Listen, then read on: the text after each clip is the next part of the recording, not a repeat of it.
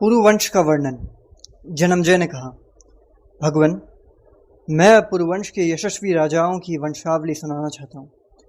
मैं जानता हूँ कि इस वंश में शील, शक्ति अथवा संतान से हीन कोई भी राजा नहीं हुआ। वैशंपायन जी ने कहा, ठीक है, महर्षि द्वैपन्य ने मुझे आपके वंश का वर्णन सुनाया है, मैं उसे सुनाता हूँ।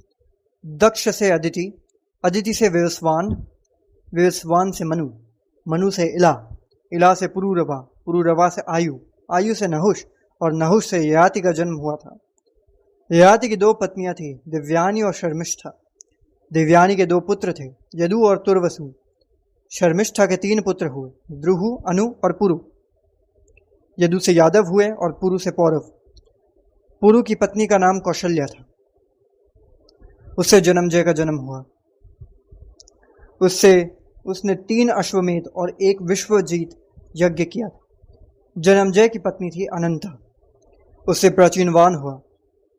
प्राचीनवान की पत्नी थी अश्मकी, उससे संयाति हुआ। संयाति की वारंगी नामक पत्नी से अहमयाति का जन्म हुआ। अहमयाति की पत्नी भानुमति के गर्भ से सार्वभौम नामक पुत्र जन्म हुआ। सार्वभौम की पत्नी सुनंद से जयत्सेन की उत्पत्ति हुई। जयत्सेन का विवाह सुश्रुवा से हुआ, उसके गर्भ से अवाचिन का जन्म हुआ। अवाचिन की पत्नी मर्यादा से आरी हुई। आरी की खलवांगी पत्नी से महाभौम, महाभौम की सुयज्ञा से अयुतनाई, अयुतनाई की कामा से अक्रोधन, अक्रोधन की करम्भा से देवातिथि, देवातिथि की मर्यादा से आरही और आरही की सुदेवा पत्नी से ऋक्ष नाम का पुत्र जन्म हुआ।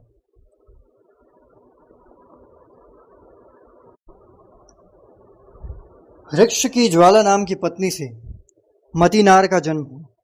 उसने सरस्वती के तट पर 12 वर्ष तक स्वरगुण संपन्न यज्ञ किया। यज्ञ समाप्त होने पर सरस्वती ने उससे विवाह कर लिया। उसके गर्भ से तंसु हुआ। तंसु की पत्नी कालंगी से इलीन हुआ। इलीन की स्त्री रथंतरी से दुष्यंत आदि 5 पुत्र हुए। दुष्यंत की भार्या शकुंतला से भरत हुआ।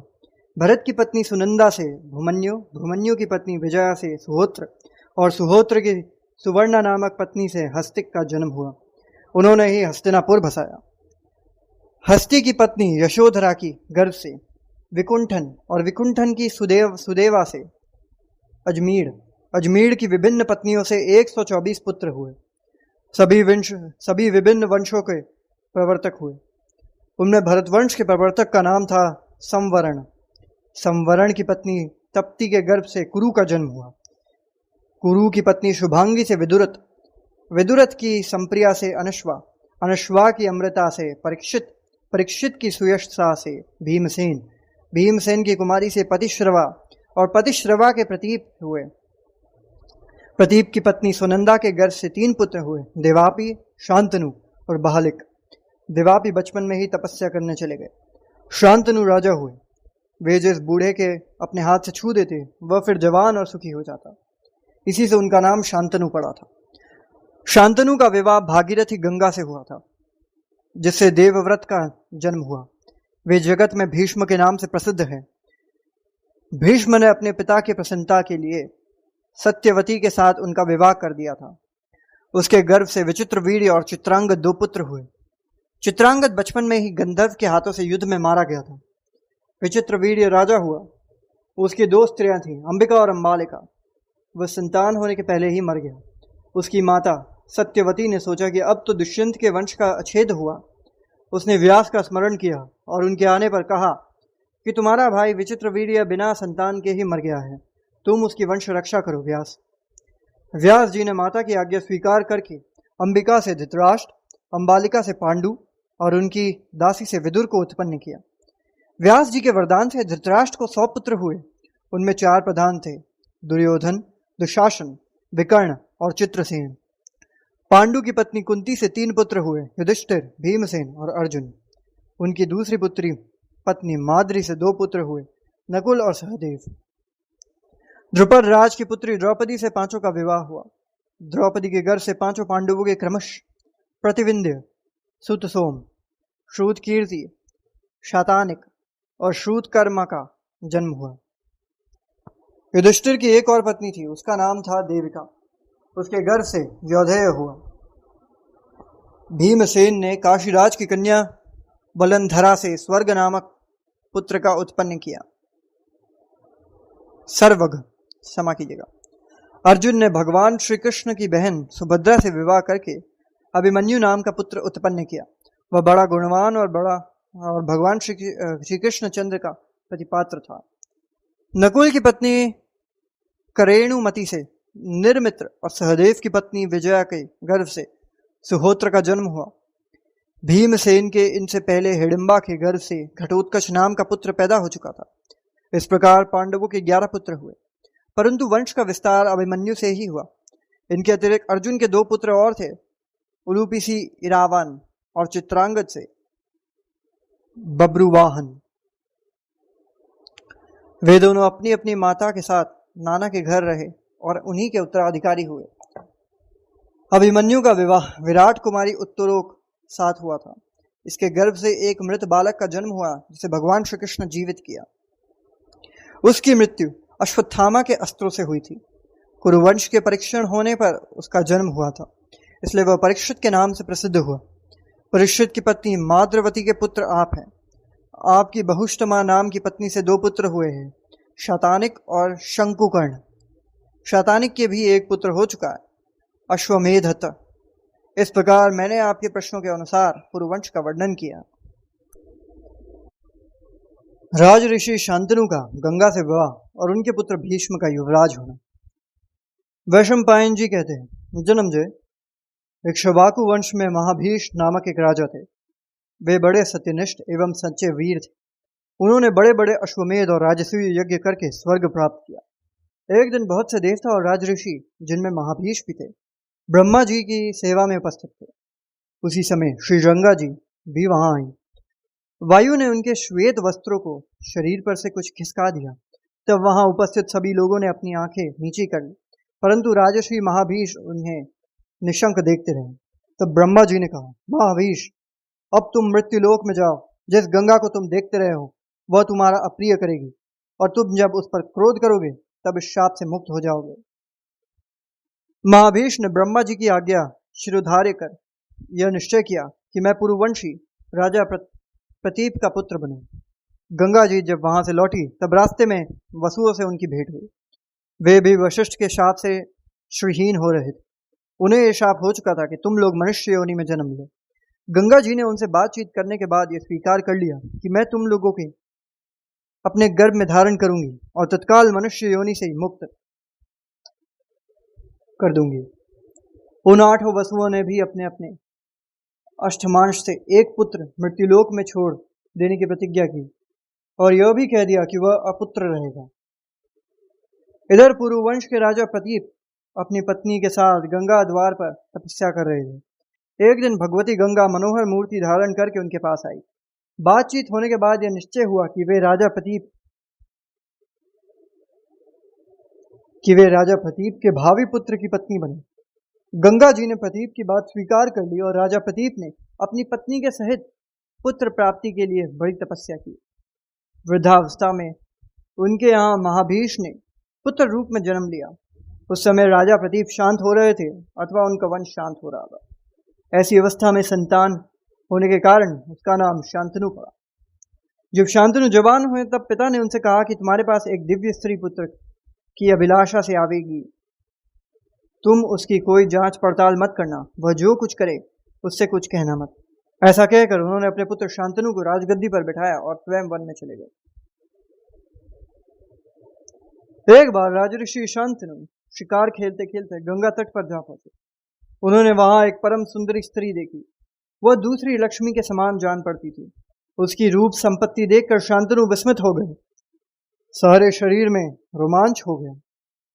इस प्रकार देखने लगे मानो नेत्रों से पी जाएंगे।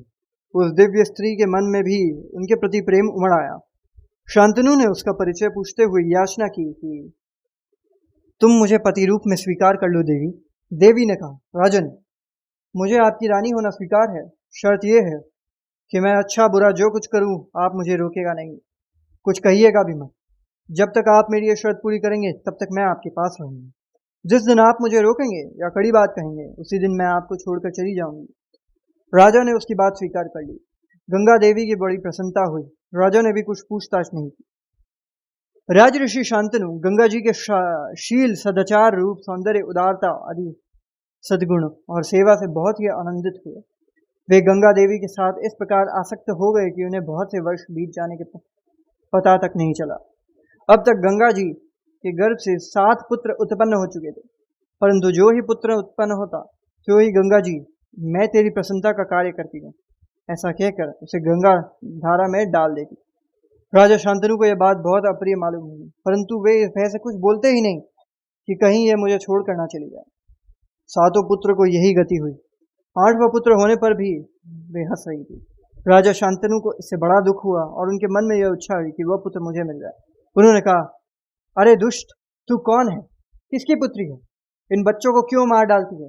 अरे पुत्रग्नि, यह तो महान पाप है। गंगा देवी ने कहा, ओ पुत्र के इच्छुक, लो मैं तुम्हारे इस लाडले को नहीं मारती। अब शर्त के अनुसार मेरा यहाँ रहना नहीं हो सकता। देखो मैं जहानू की कन्या गंगा हूँ। बड़े बड़े महर्षि मेरा सेवन करते हैं। देवताओं की कार्य सिद्धि के लिए ही मैं तुम्हारे पास दिनों तक रही। मेरे 8 पुत्र अष्टवसु हैं। वशिष्ठ के शाप से इन्हें मनुष्य योनि में जन्म लेना पड़ा था। उन्हें मनुष्य लोकों में तुम्हारे जैसा पिता और मेरी जैसी माँ नहीं मिल सकती थी। वसुओं के पिता होने के कारण तुम्हें अक्षय लोक मिलेगा। मैंने उन्हें तुरंत मुक्त कर देने की प्रतिज्ञा कर ली थी, इससे ऐसा किया। अब वे शाप से मुक्त हो गए। मैं जा रही हूँ। यह पुत्र वसुओं का अष्टमांश है, इसकी तुम रक्षा करो। शांतनु ने कहा, वशिष्ठ ऋषि कौन थे? उन्होंने वसुओं को श्राप क्यों दिया?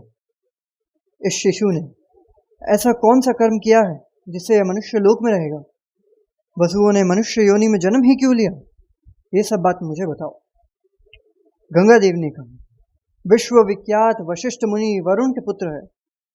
मेरु पर्वत के पास ही उनका बड़ा पवित्र, सुंदर और सुखकर आश्रम है। वे ही वहां तपस्या कर रहे थे।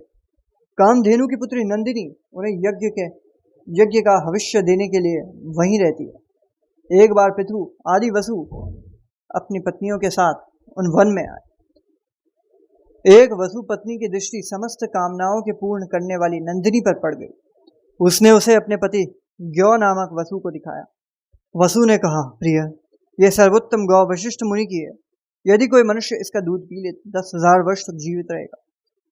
वसु पत्नी ने कहा, मैं अपनी सखी के लिए गाय चाहती हूँ, तुम इसे हर ले चलो। अपनी पत्नी की बात मानकर ग्यो ने अपने भाइयों को बुलाया और वह गौ हर ले गए। वसु को उस समय इस बात का ध्यान नहीं रहा कि ऋषि बड़े तपस्वी है और वे हमें शाप देकर दिव्यानी से च्युत कर सकते हैं। जब महर्षि वशिष्ठ फल फूल लेकर अपने आश्रम पर लौटे, तब सारे वन में ढूंढने पर भी उन्हें अपनी स्वत्सा गौनंदिनी ना मिली। उन्होंने दिव्य दृष्टि से देखकर वसुओं को शाप दिया। वसुओं ने मेरी गाय हर ली है, इसलिए मनुष्य योनि में उनका जन्म होगा। जब परम तेजस्वी और प्रभावशाली ब्रह्म ऋषि वशिष्ठ ने वसुओं को शाप दे दिया और उन्हें यह बात मालूम हुई, तब वे उन्हें प्रसन्न करने के लिए नंदिनी सहित उनके आश्रम पर आए। वशिष्ठ ने कहा, और सब तो एक एक वर्ष में ही मनुष्य योनि से छुटकारा पा जाएंगे, परंतु ये ग्यो नामक वसु अपने कर्म भोगने के लिए बहुत दिनों तक मृत्यु लोक में रहेगा। मेरे मुंह से निकली बात कभी झूठी नहीं हो सकती।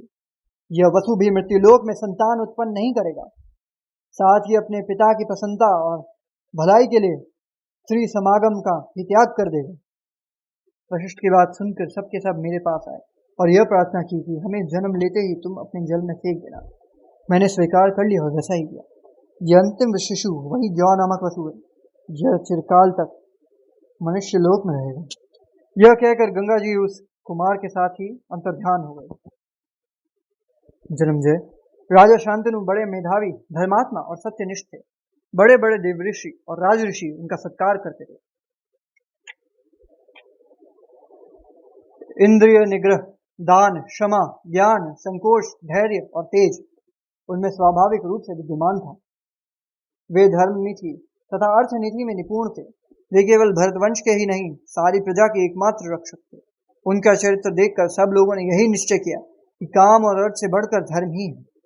उन दोनों ने धार्मिकता में सबसे बड़े चढ़कर वे ही थे।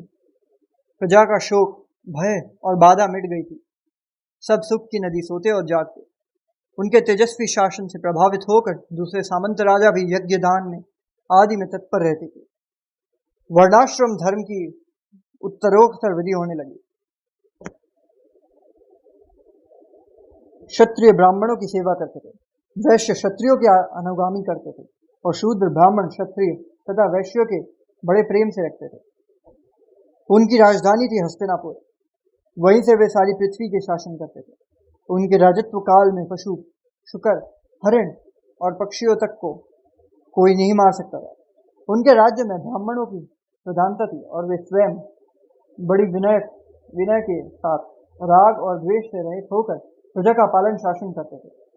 देवता, ऋषि और पितरों का यज्ञ के लिए उद्योग होता रहता था। राजा शांतनु दुखी, अनाथ और पशु पक्षी सभी प्राणियों की रक्षा करते थे। उस समय सभी की वाणी सत्य के आश्रित थी और सबका मन दान के लिए उत्साहित था। 36 वर्ष तक पूर्ण ब्रह्मचार्य का निर्वाह करते हुए राजा ने वनवास जैसे जीवन व्यतीत किया। एक दिन राजा शांतनु गंगा नदी के तट पर विचार कर रहे थे। उन्होंने देखा कि गंगा जी में बहुत थोड़ा सा जल रह गया। वे बड़े विस्मित और चिंतित हुए कि आज देव नदी गंगा बह क्यों नहीं हुई। आगे बढ़कर उन्होंने खोज की, तब पता चला कि एक बड़ा मानसवी, सुंदर और विशालकाय कुमार दिव्य अस्त्रों का अभ्यास कर रहा है और उसने अपने बाणों के प्रभाव से गंगा की धारा रोक दी। यह अलौकिक कर्म देखकर वे अत्यंत विस्मित हो गए। उन्होंने अपने पुत्र को पैदा होने के समय ही देखा था, इसलिए पहचान नहीं सके। उस कुमार ने राजर्षि शांतनु के माया से मोहित कर दिया और स्वयं अंतर्धान हो गया। अब राजर्षि शांतनु गंगा जी से कहा कि उस कुमार को दिखाओ गंगे। गंगा जी सुंदर रूप धारण करके अपने पुत्र का दाहिना हाथ पकड़े उनके समान आई। उनका अनुपम सौंदर्य, दिव्य आभूषण और निर्मल वस्त्र देखकर राजर्षि शांतनु उन्हें पहचान न सके। गंगा जी ने कहा कि महाराज, यह आपका 8वां पुत्र है जो मुझसे पैदा हुआ था। आप इसे स्वीकार कीजिए और अपनी राजधानी में ले जाइए। इसने वशिष्ठ ऋषि से संगोपांग वेदों का अध्ययन किया। अस्त्रों का अभ्यास पूरा हो चुका है। यह श्रेष्ठ धनुर्धर युद्ध में देवराज इंद्र के समान है। देवता और असुर सभी इसका सम्मान करके, दैत्य गुरु शुक्राचार्य और देव गुरु बृहस्पति जो कुछ जानते वे सब इसे मालूम है।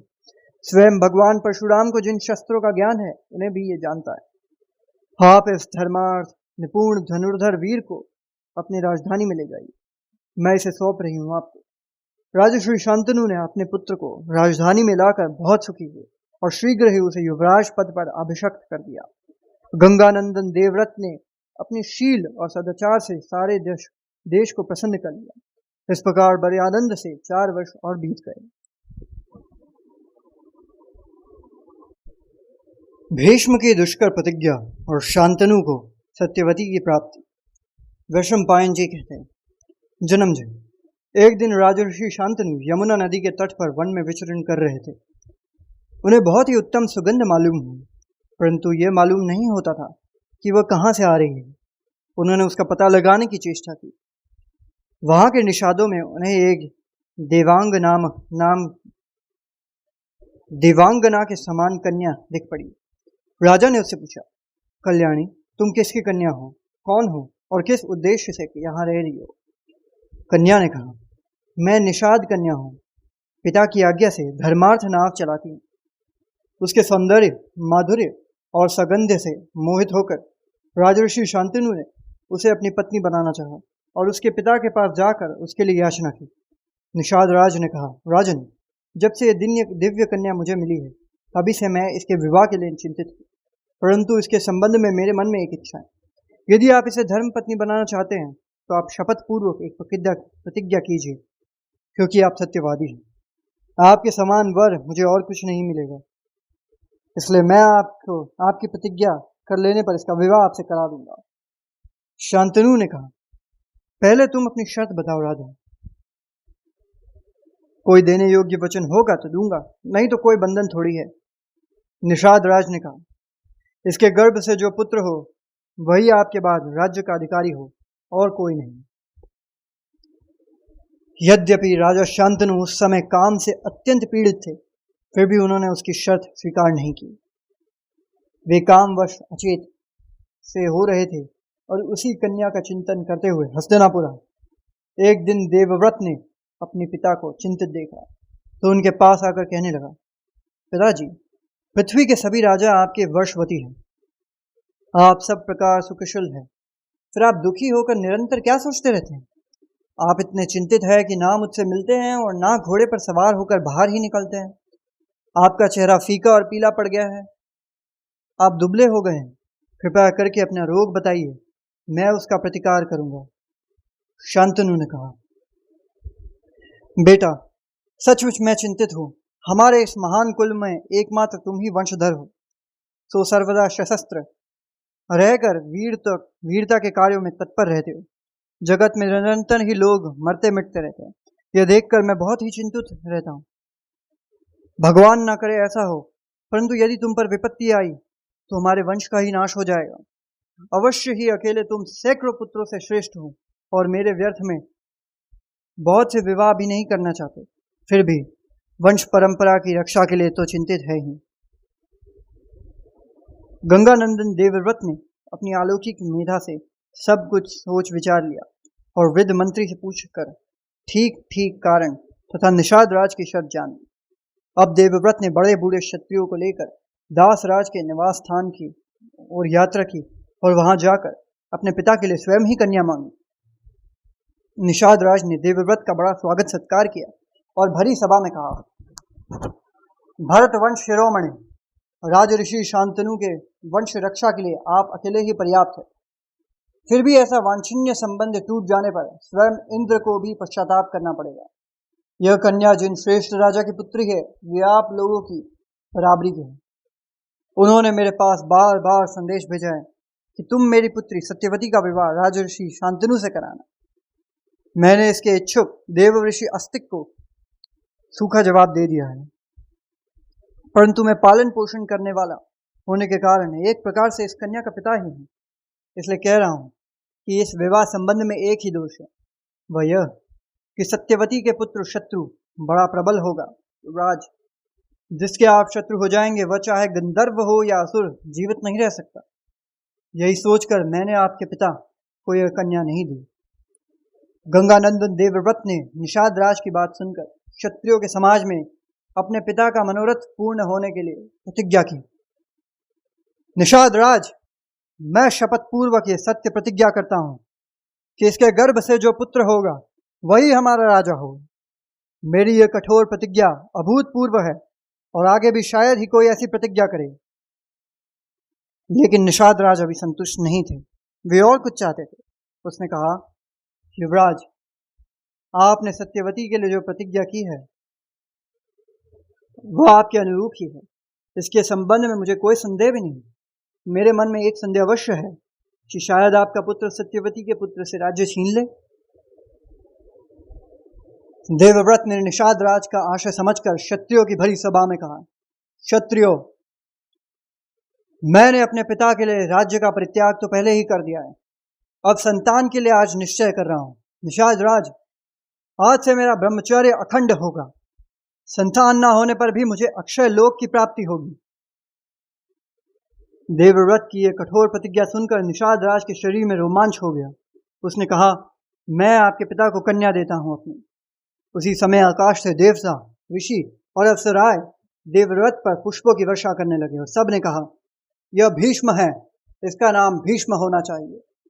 इसके बाद देवव्रत भीष्म सत्यवती को रथ पर चढ़ाकर हस्तिनापुर ले आए और अपने पिता को सौंप दिया।